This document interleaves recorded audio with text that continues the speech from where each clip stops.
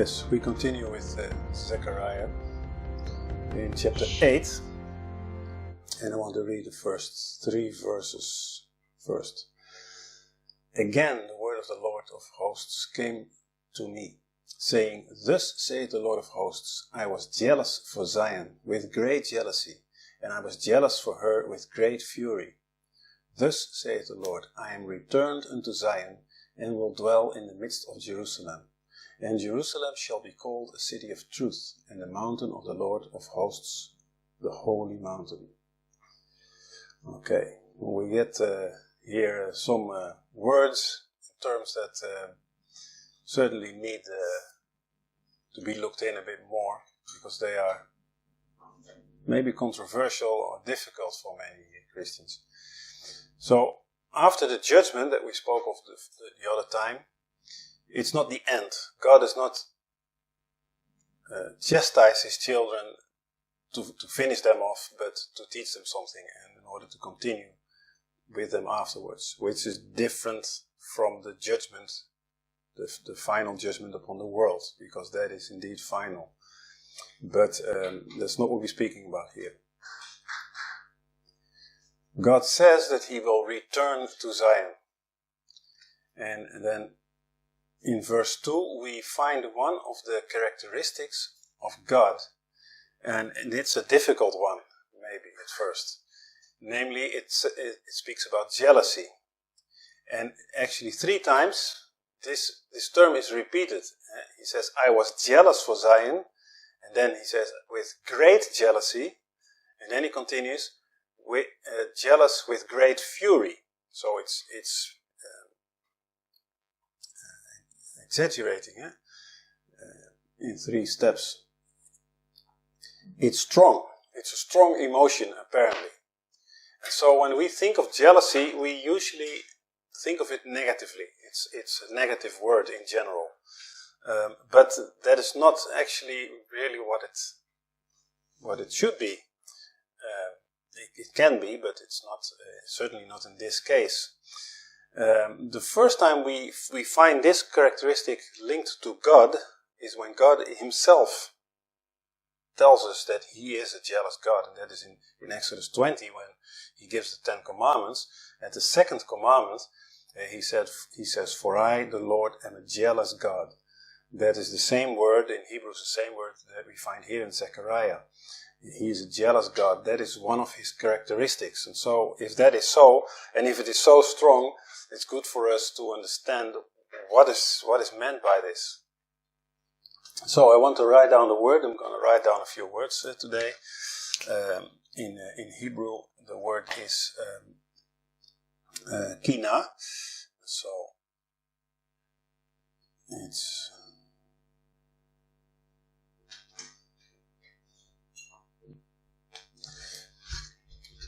kina is written like this. Kina. So that's the word that's used here in Zechariah. It's the same word God uses in Exodus 20. And so it means jealous. This is how we would translate it. But it also can be translated with zealous. And these words seem different, but they are actually very, very closely related. Jealous and zealous. If you're zealous for a cause, you do everything for that. If you're jealous about something or someone, you also do everything for this. You actually, it's very similar if you think it through. And if we want to get a bit better understanding, maybe it's good to see how Paul uses this word, because he uses the same word when he writes to the Corinthians, but of course he writes it in Greek. So we get now the Greek word of this. Paul, of course, he is thinking. He's thinking Hebrew, so he's thinking from the same concept. So we can easily put these two together. In 2 Corinthians 11, in verse 2, he writes, For I am jealous over you with godly jealousy, for I have espoused you to one husband, that I may present you as a chaste virgin to Christ. So here, this we can probably understand better from a human perspective. A chaste bride that is a chaste virgin that is espoused to Christ. So when you have a groom and his future bride, he wants her to be chaste, to be his, and so he would be jealous if someone else lays eyes on her, or she lays eyes on someone else. This would cause this jealousy. And so the word that is used here in Greek is ziloo.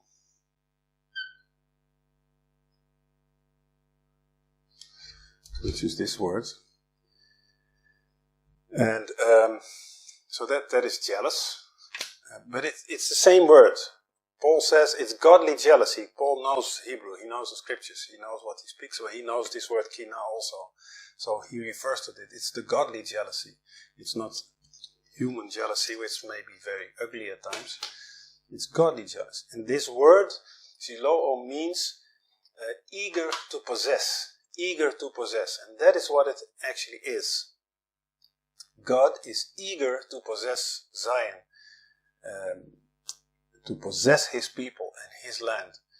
Jesus is eager to possess his bride. So there is jealousy. That is what it speaks about here. Jesus does not want to share his bride with another. They're his possession. And actually, if we search, we see that God uses this same characteristic several times. In Joel chapter 2 verse 18 it says, "Then will the Lord be jealous for his land and pity his people." So we see the same thing. He's jealous for his land. It's both for the land and it is for the people. We'll see this again later on. So God may chastise his people, but he does not forsake them. Why? Because he's eager to possess them. He wants to possess them. And so he says, "I return to you." And the word that he uses, "I return to Zion." To Zion. And Zion is this other word that is quite charged, especially in modern times. It's a word that we find more than 125 times in the Bible, both Old and New Testament scriptures. And so it's not a bad word, apparently, if God uses it all the time. But in our minds, certainly in our Western minds, it usually has a bad connotation.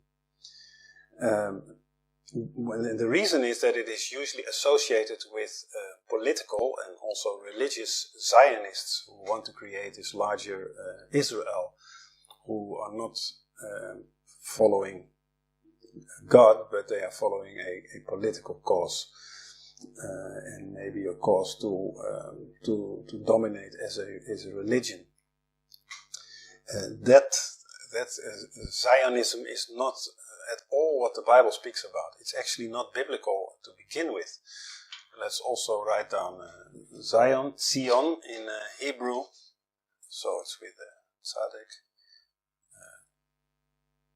Zion. Written like this, Zion. And so that is the word that we speak about. And what is Zion? Well, actually, Zion is a mountain.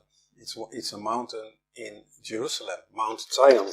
Mount Zion. We find Mount Zion also many times in the Old Testament.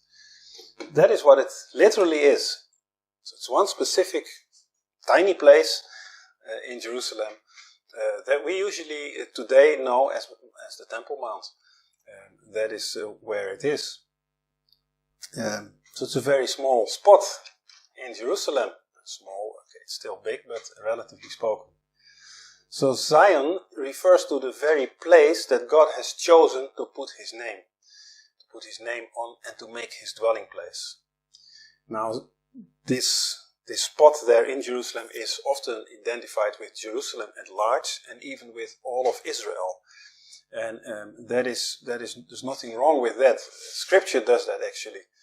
In Psalm 76, verses 1 and 2, it says, "In Judah is God known, his name is great in Israel. In Salem also is his tabernacle, and his dwelling place in Zion. So here we see in one sentence Judah and Israel, so the northern and southern part of Israel as a whole. And we see Salem, which is of course Jerusalem, and all of that goes under the banner of Zion. So Zion is, technically it is Mount Zion in Jerusalem, but it's often used to refer to Jerusalem as a whole, and even to Israel as a whole, both Judah and Israel. So if you look at this place and the area directly surrounding it, then, and we go through scripture, we see that it is the place where Abraham met Melchizedek. We spoke about it a while ago. Melchizedek was the king of Salem, it says. It was there. And he gave him bread and wine, which was of course a foreshadow of Jesus giving bread and wine to his disciples on the same day, by the way, the eve of Passover. It is the place where God sent Abram to sacrifice Isaac. It is there called Mount Moriah. It's the same area. It is the place where David was led by God to buy the threshing floor of Ornan, the Jebusite. It is the place where Solomon then built the temple and asked for God to dwell there. God answered this prayer positively. It is the place where Jesus was crucified, where Jesus was buried, where he ascended to heaven, and also where he will return with all his saints. And there are many, many more events that are focused on that place or directly around it. So it's really the focal point of all of the biblical narrative, past, present, and future. So Zion, biblically spoken, is a great place, because it's a place where God is doing his work, is manifesting his work. And so it's no wonder that this spot is the most disputed piece of real estate in the world. It is no wonder that Satan chose that specific place to defy God. He went straight to the most critical place. And if you look at pictures of Jerusalem, you will see in almost all cases this golden dome of the rock proudly standing there, often glowing in the sun. And this is actually a monument against God.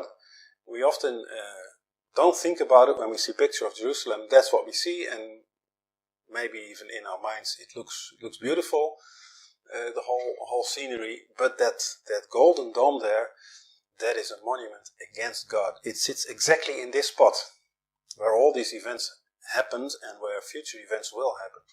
And when we look at it through the lens of the world and through the lens of the news casting, then it is the place where there's contention between the Jews and the Muslims. That's where the clashes take place. The Jews are not allowed on the Temple Mount to pray and all these things. But that is actually, when we stop there, we miss the point. And unfortunately, as Christians, we usually miss the point. Because it's not between the Jews and the Muslims. That is not what's happening there. What's happening there is it is an anti-Christ statement. It's against Christ, and therefore we as Christians should be actually more concerned about this, more serious about this. Satan knows who his enemy is. Satan's enemy is Jesus. And so he knows who his enemy is. Unfortunately, many Christians do not know who their enemy is. And that's Satan, obviously. Satan knows that Jesus is the enemy. And so the Jews are not his enemy directly. Why? Because they don't recognize Jesus as the Messiah. Christians are his main enemy. And he wants to prevent the Jews from recognizing Jesus as the Messiah. That's why he attacks them as well.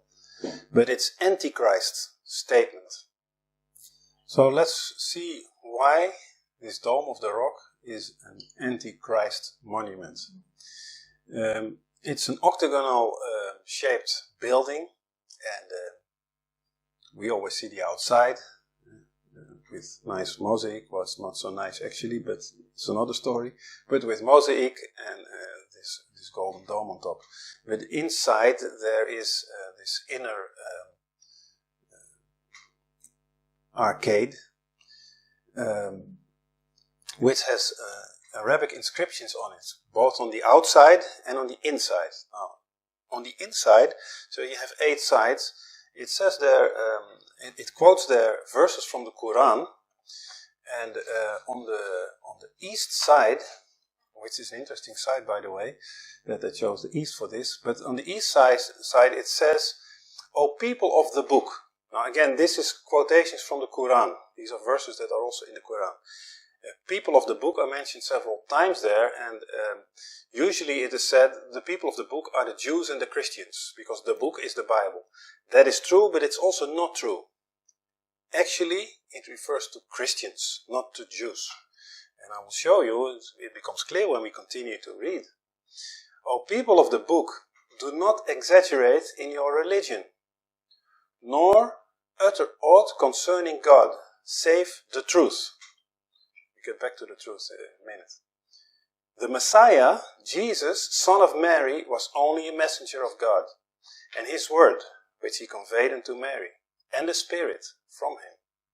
So believe in God, his messengers, and say not 3. Cease. It is better for you. God is only one God.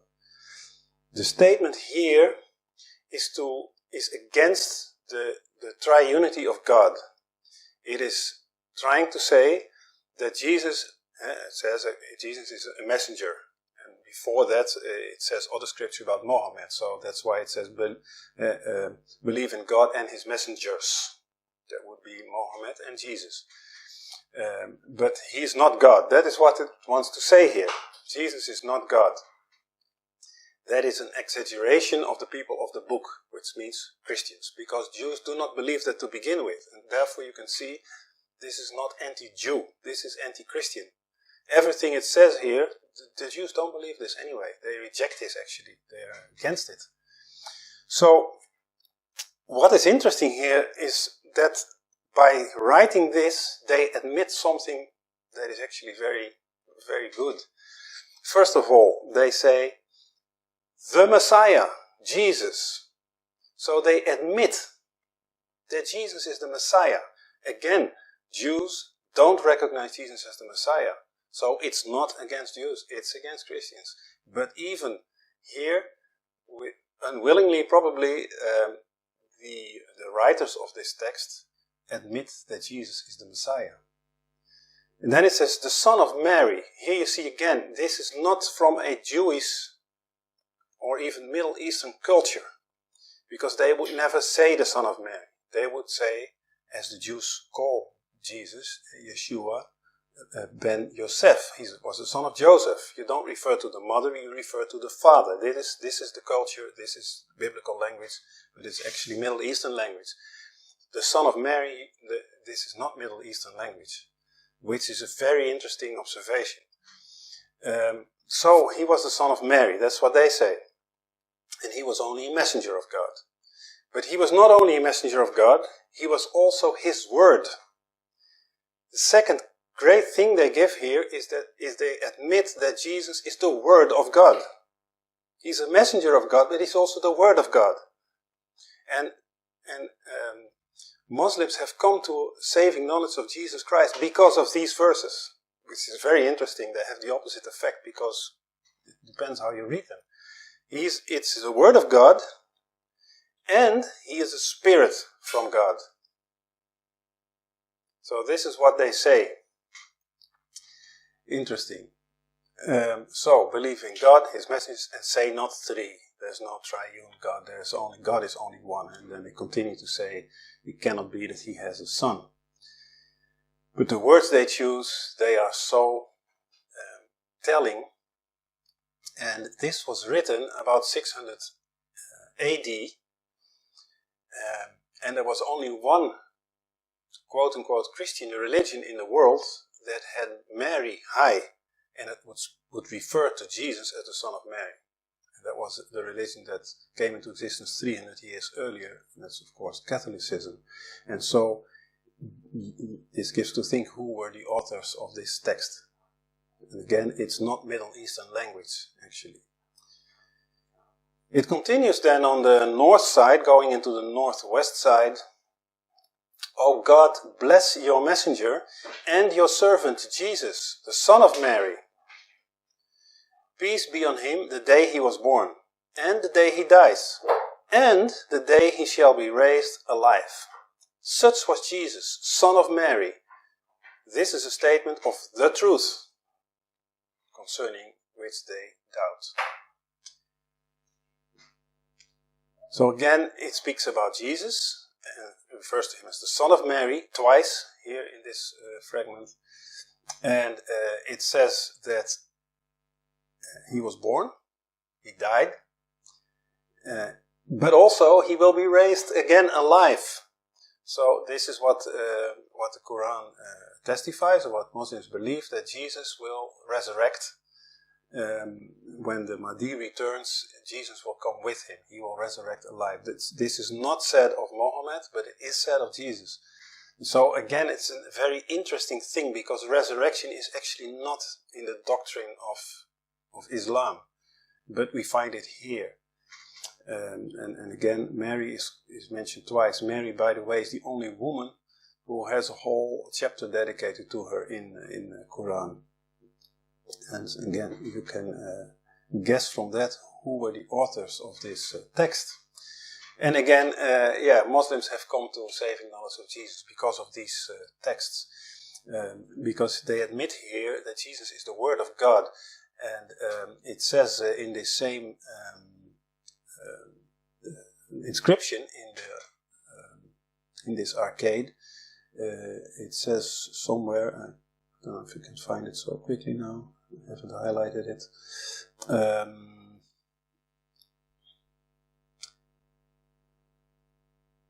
Anyway, it says something that God created with a word, it says. So that's what they admit. God creates with a word, and they admit also that Jesus is the Word of God. So God created through Jesus, and that's actually what our Bible also says. So, but the point is that it is directly against Jesus. That is what we see. Whether the attempt is successful or not is another story. But it's focused against Jesus, and that's why I say it's an antichrist thing. It is, the Jews don't believe any of all of this, so they would agree actually with this, what they write here. You would also wonder, why did they write this on the inside of the Dome of the Rock? Because who goes inside? It's only Muslims. And do they need to be reminded of this all the time? That Jesus is not God and just a messenger. It's a strange thing, eh? But this is again, it's a monument against God, against Jesus, against Christianity. And that is why God is jealous for Zion, and He will return there. It's ironic that Zionism is associated with Judaism, whereas actually, if you see it from a biblical perspective, it should be linked to Christianity and not to Judaism. It's a bit twisted, all of this. And this comes out even more because God says in what we read here in Zechariah that He will dwell there, and then He says, Jerusalem shall be called a city of truth. So it becomes now a city of truth. Now Jerusalem, I also wrote it down, Jerusalem is written like this, Jerusalem, in Hebrew, Jerusalem. It's made up of two words. One we read from Psalm 76. This was the word Salem. Salem, which means peace. Salem in Arabic is peace. Salam alaikum, you know this term, or in shalom in Hebrew. So that's the word peace. So it's the city of peace. Yeri, this Yeru comes from the root Yeri, which this means to found, or foundation, or cornerstone. So that's the foundation of peace. It's the city of peace. That's what it's called. Well, when we look at Jerusalem nowadays, there's not much peace to find, but it will be the city of peace. What is interesting is that it's called Jerusalem, and maybe you remember when a word ends in im, it's plural. So it's not one foundation of peace, it is more than one. The reason for this is that originally Jerusalem was built on two mountains, Mount Zion and the Mount of Olives. And I mentioned this some weeks ago when we read from Zechariah chapter 6, the two brazen mountains where it speaks about there. I said that there is also this literal application referring to Jerusalem, to these two mountains there, and the Mount of Olives and Mount Zion. And that's why they made it plural, Jerusalem. Now, the city, of course, extended over the ages, and now it encompasses 7 mountains or hills. So it's a city on the 7 hills that we find in Revelation chapter 17, which is again very interesting. I spoke about that in the video about this chapter. We have the city of Rome, which is also sitting on 7 hills, and we have the city of Jerusalem, which is also on 7 hills. And you see this double application there in Revelation 17, where the center of the global religion moves from Rome to Jerusalem. So it's a very interesting thing. But okay, that's sidestepping. Jerusalem, so it's plural, 2 mountains. But peace, as it says, a city of peace, we don't find peace in this city. But we will find peace when the Prince of Peace will dwell there. And that is what it speaks about. And then it will also be called the city of truth. Why will it be called the city of truth? Well, if I would say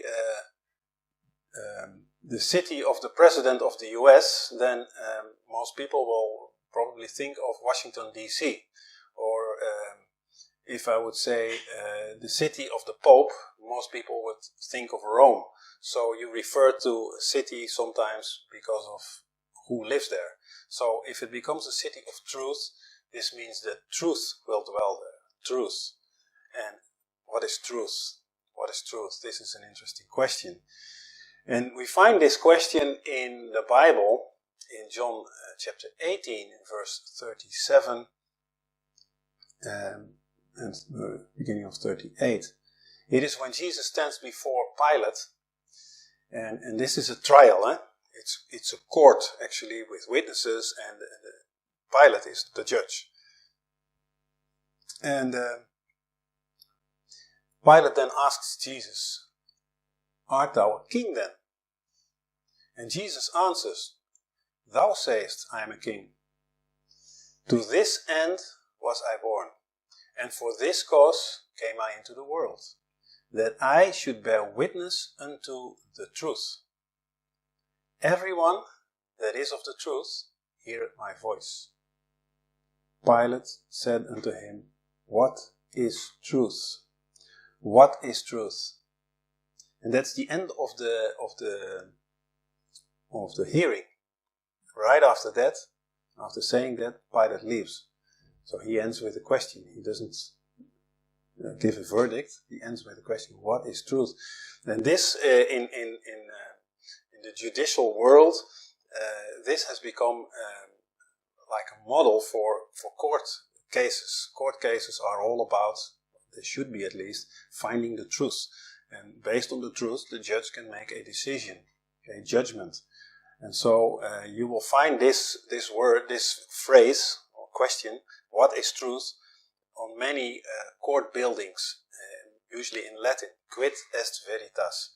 Quid est veritas. What is truth? It became a very famous question that Pilate asked there.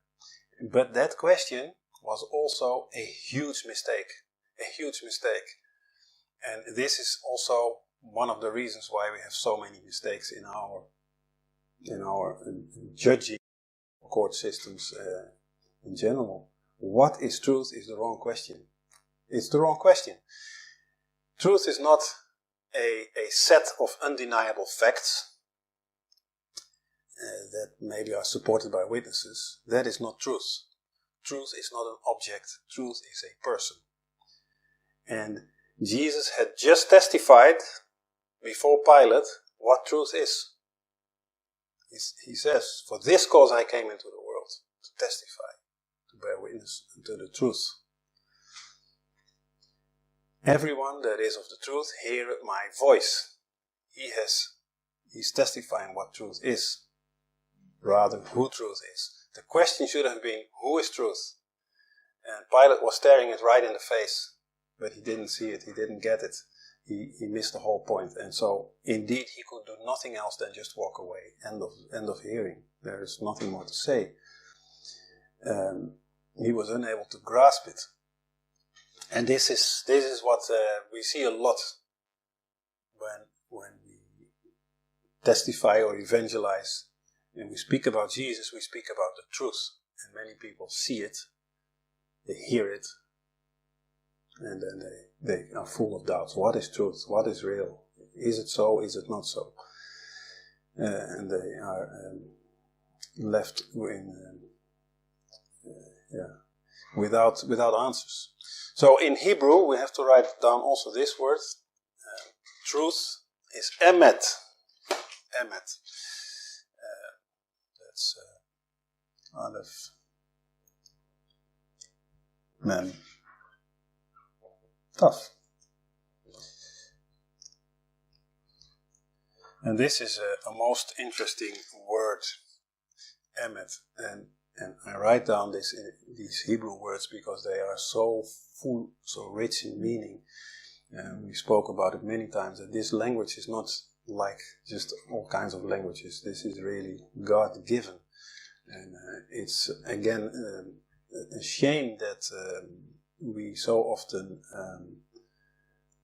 attribute it only to quote-unquote the Jews or Israelites as their language.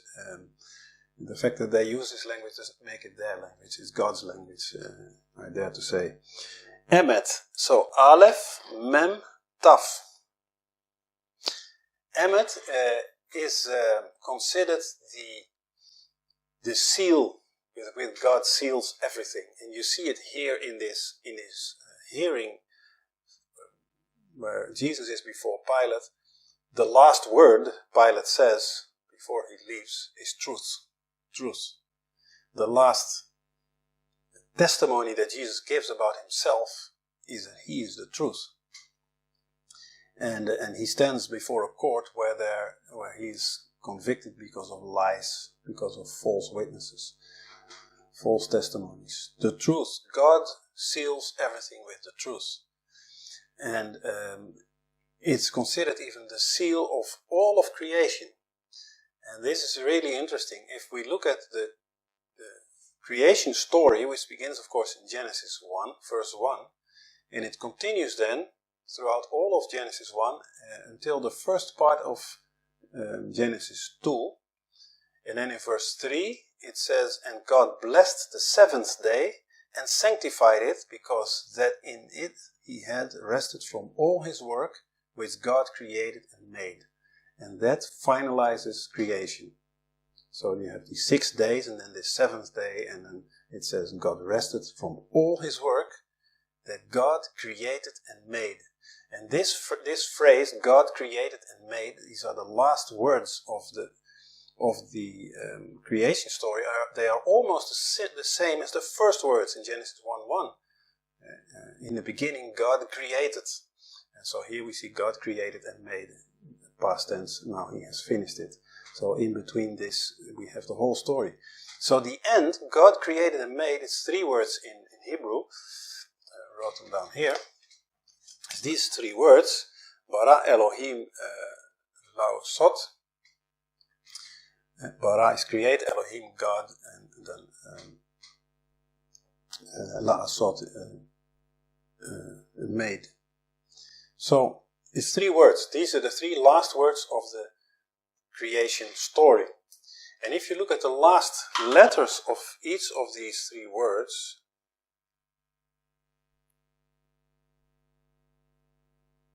you see I made a little mistake here. Anyway, the last 3 letters of these 3 words is emet, which means truth. Truth is the seal with which God seals all of creation. When he finished his work, that was truth. Truth. That's why Satan wants to discredit also the creation story. Because he is the father of lies. And so he wants to defy God's truth. God created with the word. That's ironically what the Quran says, but it's also what our scripture, of course, says. And what is God's word? In John 17, verse 17, when Jesus prays, he says, sanctify them through thy word, thy truth, and then he says, thy word is truth. So there in John 17, Jesus says that God's word is truth. And in John 1, verse 1, it says that the Word was with God from the beginning, and that the Word was God. So we know the Word is truth, but we also know that the Word is God. And then in verse 14 of John 1, it says that the Word became flesh and dwelt among us. And that, of course, refers to Jesus. So we see that the Word is God.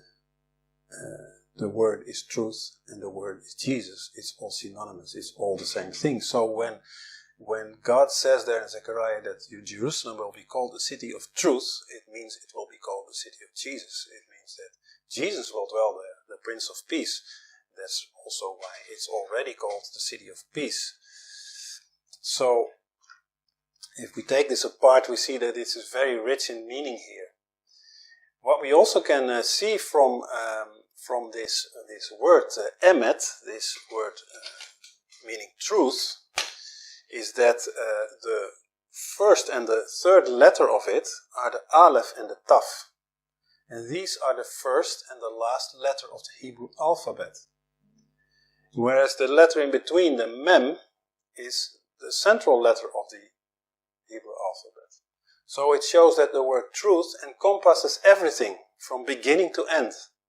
Everything is covered with the truth. And it endures from beginning to end. When you remove the aleph, the first letter, you are left with met. And that means dead. Aleph is the first letter I said.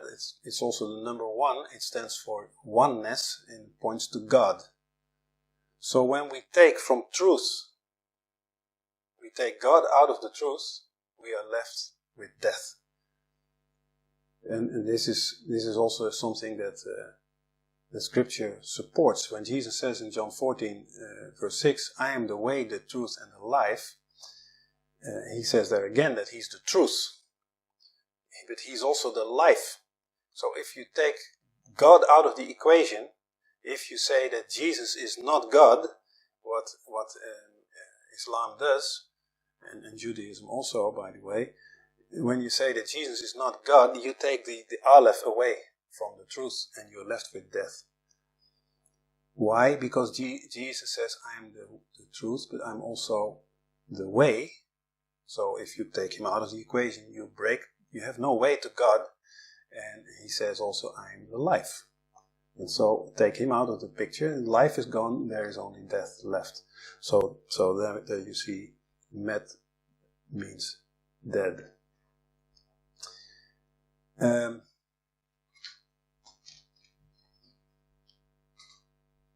verses that we read so far that speak about truth have addressed truth in a specific way. And I want to read from 2 Thessalonians 2, verses 10 through 12, because they use the same words, if you have the right translation, that is. It says there, "And with all deceivableness and unrighteousness in them that perish, because they receive not the love of the truth, that they might be saved. And for this cause God shall send them strong delusion, that they should believe a lie, that they all might be damned who believe not the truth, but have pleasure in unrighteousness." Here we see actually description of the world around us, but we see a balance between truth and lie. And when you do not believe the truth, when you reject the truth, then you shall perish. There is no life, there is death only, as I said before. But the thing is, if you read carefully, you see that he speaks about a lie, it's unspecified, but it speaks twice about the truth. That's specified. And the verses I've read before do the same. Referring to the truth, Jesus says, "I am the way, the life, and the truth." Not a truth. So there is only one truth. Only one. All the rest are lies. So there are many lies, but there is only one truth. That is important also to see. And that is why I also said when I read this text that is written in the Dome of the Rock, it also speaks about the truth. Don't say anything about God, save the truth. And immediately it's followed by a lie. More than one lie. So they also acknowledge there is only one truth. Only they don't follow it. We cannot know the meaning of life. We cannot enter the kingdom of God without the truth, which is also the way, which leads to life, which is eternal life. And when we see this is the character of God, we have now different terms that all refer to God, but truth is one of these characters. It says also that God cannot lie. He is truth. And in John 15 and in John 16, when Jesus speaks about the Spirit, the Holy Spirit, the Comforter, he says also, he calls it also the Spirit of truth. It has to be because it's God's Spirit. And again, interesting that the Quran says that Jesus is also the Spirit of God. So the Spirit of truth, that's Ruach HaEmet. When the Prince of Peace will dwell in the city of peace, it will be called the city of truth, the holy mountain. And it also says in Zechariah 14 that when that happens, living waters will flow from Jerusalem towards the east and the west. Just as that living water poured down from Jesus' side when he was pierced while he was still on the cross. And just as Jesus said that living waters will flow from the belly of every believer that allows him to enter. And water is it's the last word I will write down.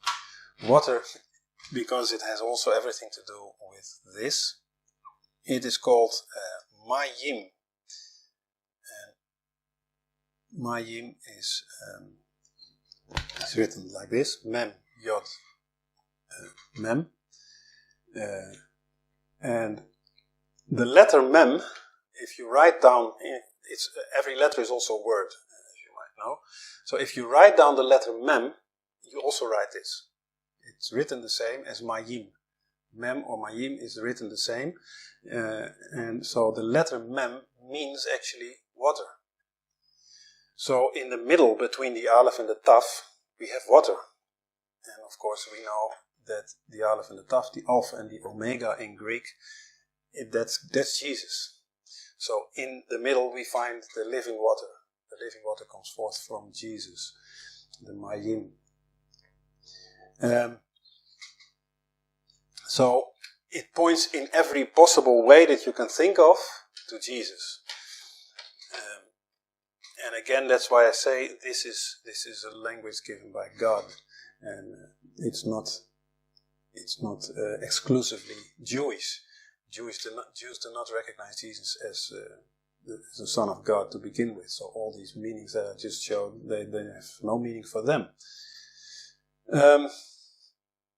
Living water, the Alpha and the Omega. Put it together and you get again Emet, truth. It is clear from all of this that this is a future fulfillment. It speaks about when Jesus will dwell in Jerusalem. Specifically. And that is, again, Satan knows this. That is why the Dome of the Rock stands on that specific spot, and that is why this text is written inside the Dome of the Rock. It is a monument against Christ.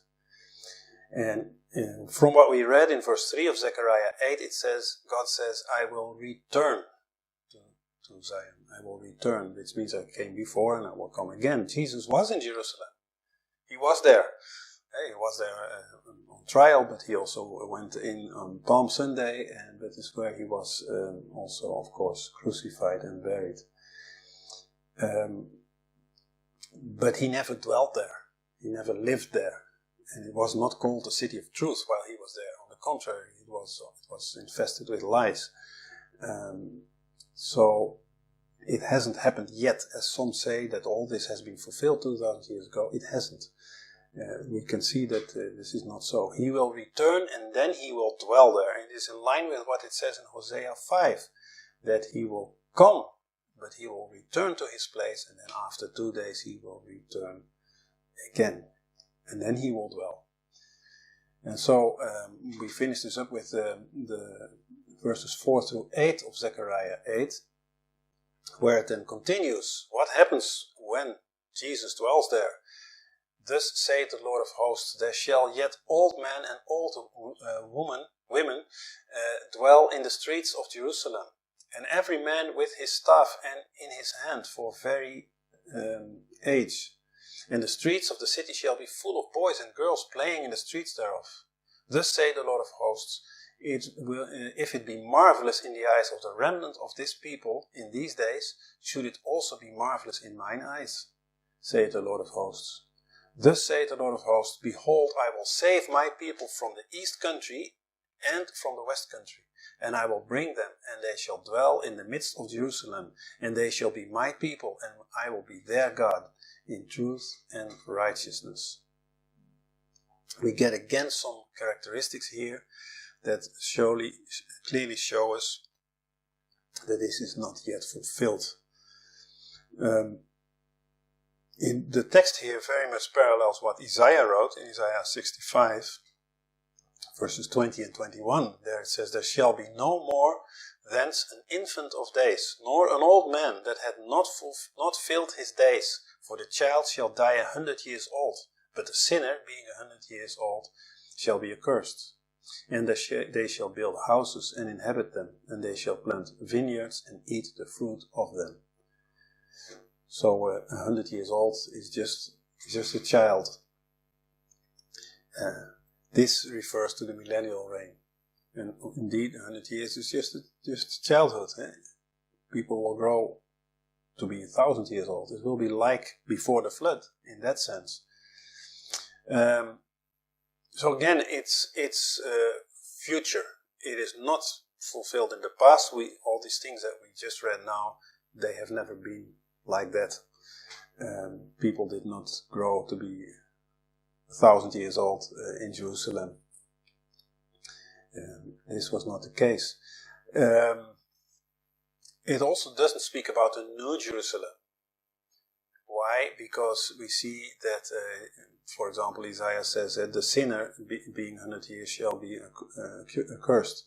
In the new Jerusalem there are no sinners. That is when everything will be new. New heaven and new earth, there will be no sin.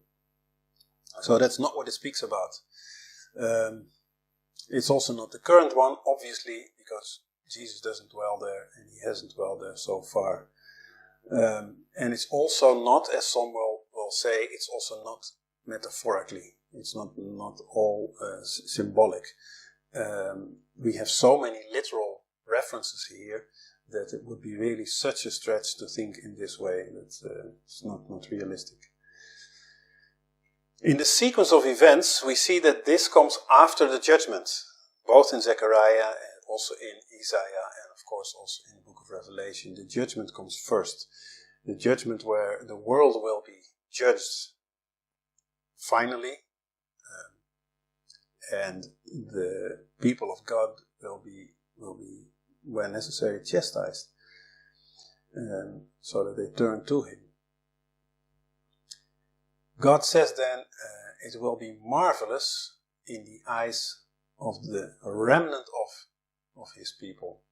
It's another hint that it is for the latter days, for the remnant, but it will be marvelous.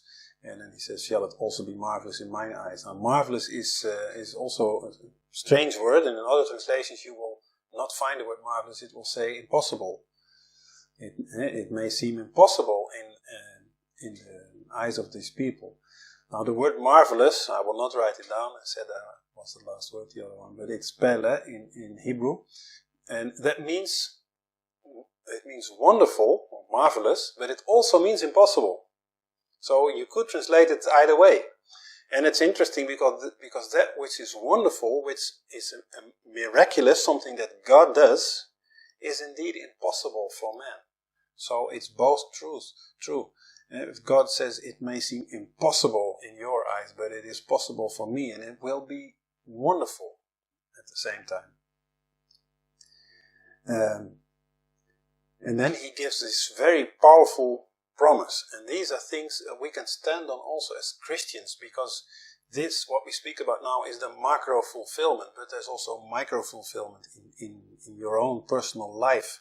He will chastise and He will purify, He will refine, but it is not to destroy you, it is to make something more beautiful. Isaiah uses this picture of refining gold and silver. You have to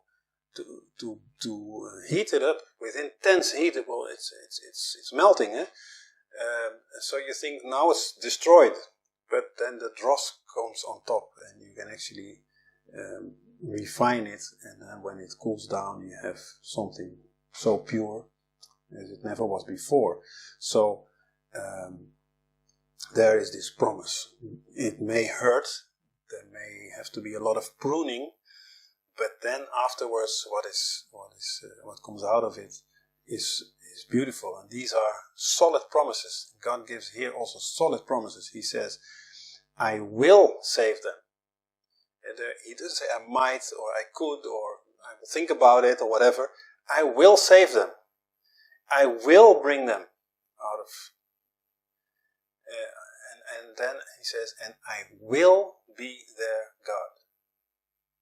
They shall be my people, and I will be their God." These are solid promises. And that is really hopeful and encouraging. So we see after the visions that Zechariah had with a lot of warning and doom and gloom even in it, there are also these powerful promises that God gives. And here He repeats this. And reading this, knowing that God is truth. He cannot lie, it says in Numbers. He cannot lie. So when He says this, it's true. It's true. We don't need to do what Pilate does and say, what is truth? No. Who is truth? Jesus is truth. We know it. And we better know it, because Satan knows it, and he is doing everything to make us believe otherwise.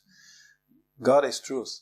So we have to put all our hope in that, and keep our eyes on the way and the truth, so that we will be on that way to life, and to life eternal. If we submit to Him, we can rest in these promises that we will be saved, that He will bring us in, and that He will be our God. And I sure hope and pray that He is for each one of us. Amen.